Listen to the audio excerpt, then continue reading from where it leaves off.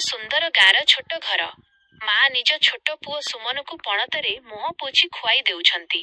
ମା, ବାପା ଭଲ ପଢ଼ିଲେ ତୁ ଦିନେ ବଡ଼ ମଣିଷ ହେବୁ। ସୁମନ, ହଁ ମା, ମୁଁ ବଡ଼ ହେଲେ ତୁମ ପାଇଁ ସବୁ ସୁଖ ଆଣିବି। ସୁମନ ଏବେ ଯୁବକ।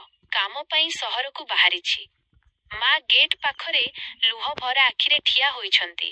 ମା, ବାପା, ନିଜର ଧ୍ୟାନ ରଖିବୁ ଆଉ ଶୀଘ୍ର ଫେରି ଆସିବୁ। ସୁମନ, ମା, ଜମା ବ୍ୟସ୍ତ ହୁଅନି। ମୁଁ ବହୁତ ଜଲ୍ଦି ଆସିବି।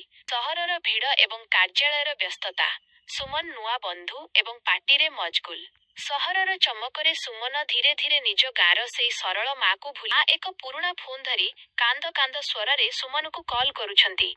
ମା, ବାପା, କେବେ ଆସୁଛୁ? ତତେ ଦେଖିବାକୁ ଭାରି ମନ ହେଉଛି। ସୁମନ, ମା, ମୁଁ ଏବେ ବହୁତ କାମରେ ବ୍ୟସ୍ତ ଅଛି। ପରେ ଦେଖିବା। ଫୋନ୍ କାଟିଦିଏ। ସୁମନ ପାଖକୁ ଗାଁରୁ ଜଣେ ପଡ଼ୋଶୀଙ୍କ ଫୋନ୍ ଆସେ। ମାଙ୍କ ଅବସ୍ଥା ଅତି ଗମ୍ଭୀର। ବର୍ଣ୍ଣନା। ସୁମନ ସବୁ କାମ ଛାଡ଼ି ଭୟରେ ଏବଂ ବିକଳ ହୋଇ ଗାଁ ଅଭିମୁଖେ ଦୌଡ଼ିଲା। ମା ଶେଷ ଶଯ୍ୟାରେ ପଡ଼ିଛନ୍ତି। ତାଙ୍କ ଆଖିରେ ଏବେ ବି ପୁଅ ପାଇଁ ଅପେକ୍ଷା। ସୁମନ କାନ୍ଦି କାନ୍ଦି, ମା, ମୋତେ କ୍ଷମା କରିଦିଅ। ମୁଁ ତୁମକୁ ଭୁଲି ବଡ଼ ଭୁଲ କରିଦେଲି। ବାପା, ମା କେବେ ପୁଅ ଉପରେ ରୁଷେ ନାହିଁ। ତୁ ଖୁସିରେ ରହି, ସେତିକି ମୋ ପାଇଁ ଯଥେଷ୍ଟ। ସୁମନ ମାଙ୍କ ନିଷ୍ପ୍ରାଣ ଶରୀରକୁ ଧରି ପାଗଳ ଭଳି କାନ୍ଦୁଛି। ସୁମନ, ମା, ଥରେ ଉଠ। ମୋତେ ଥରୁଟିଏ ଡାକ। କିନ୍ତୁ ସମୟ ଆଉ ଫେରିବାର ନଥିଲା।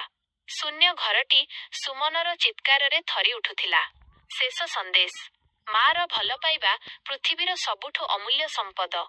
ଦୁନିଆର ବ୍ୟସ୍ତତା ଭିତରେ ସେଇ ପବିତ୍ର ସ୍ନେହକୁ କେବେ ହେଲେ ଅବହେଳା କରନ୍ତୁ ନାହିଁ, କାରଣ ହଜିଗଲା ପରେ ମା ଆଉ ମିଳେ ନାହିଁ। ଯଦି ଆପଣଙ୍କୁ ମୋର ଏହି କାହାଣୀଟି ଭଲ ଲାଗିଲା, ତେବେ ଏମିତି ଆହୁରି ସୁନ୍ଦର ଭିଡ଼ିଓ ଦେଖିବା ପାଇଁ ଆମ ଚ୍ୟାନେଲକୁ ସବସ୍କ୍ରାଇବ୍ କରନ୍ତୁ ଏବଂ ପାଖରେ ଥିବା ଘଣ୍ଟି ଚିହ୍ନକୁ ଦବାନ୍ତୁ।